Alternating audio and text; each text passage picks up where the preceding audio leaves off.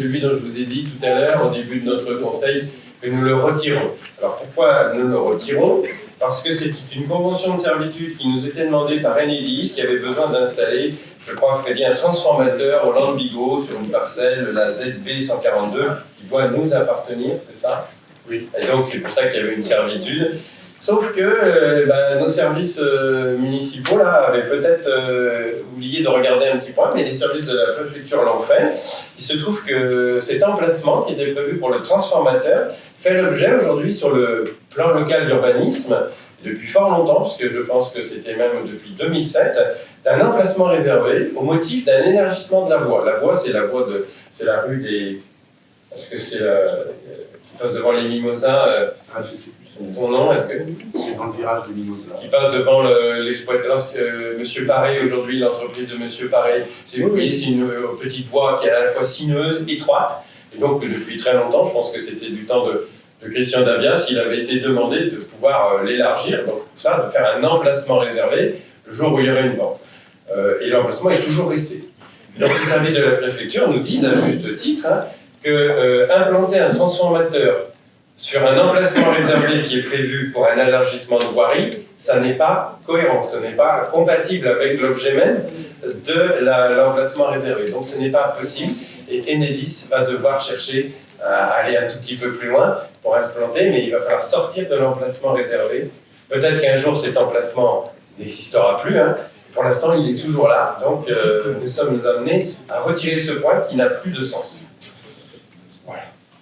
Après, nous avons des nouvelles conventions à passer en matière de jeunesse avec à la fois la CAF et la ville de Saint-Aignan, et c'est M. Louret qui nous présente cette convention. Oui, une nouvelle convention en fait, qui est dans la continuité de ce qui existait avant. Donc avant, on avait un contrat enfance-jeunesse. Ce contrat enfance-jeunesse devient convention territoriale globale. C'est-à-dire qu'en fait, la CAF propose maintenant d'avoir une stratégie, non plus, on va dire, sur un petit territoire, mais sur un territoire un petit peu plus grand. Donc cette convention, en fait, s'est montée en faisant donc de nombreuses réunions de concertation, on l'a un petit peu expliqué en commission, avec les communes en fait, environnantes. Donc ça a duré environ une année de faire ces concertations. Et à l'issue de ces concertations, on a décidé donc, de faire une convention avec la ville de Saint-Aignan. Parce qu'en fait, on avait donc on avait identifié donc les besoins prioritaires sur les deux communes, on avait défini un champ d'intervention donc à privilégier, et on a pérennisé et optimisé une offre qui était déjà existante, et puis on va développer ensemble des nouvelles actions. Donc on vous propose en fait de signer cette convention. Donc ce qu'il faut savoir, c'est que dans un premier temps, en fait, on va signer donc, la convention donc, avec la CAF et la ville de Boye, et de Saint-Aignan, pardon.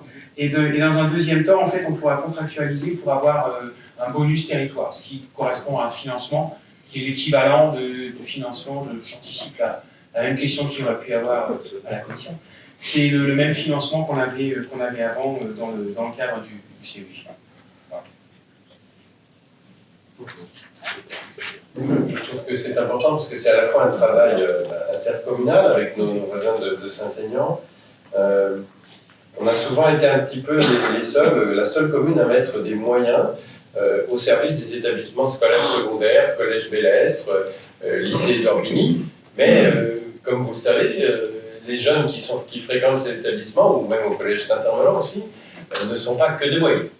Donc il est tout à fait logique que des projets se développent avec des financements et des animateurs, animatrices venant des autres communes. Donc là c'est bien, c'est avec Saint-Aignan, on enclenche... Il va y avoir une synergie effectivement sur la jeunesse et aussi sur la petite enfance. En fait. C'est les deux pôles principalement. Je trouve ça très très bien. Il n'y a pas eu que des élus, il y a vraiment les services ont vraiment été partie prenante, les animateurs et tout, donc il y a vraiment une cohésion. Et c'est un peu la traduction du projet aussi éducatif jeunesse, projet jeunesse qui avait été vu avec les Francards, qui voyait bien que sur la question des jeunes, on dépasse les frontières communales. Donc, on le faisait, mais on le faisait finalement en le finançant un petit peu seul. Là, c'est bien qu'on embarque nos voisins.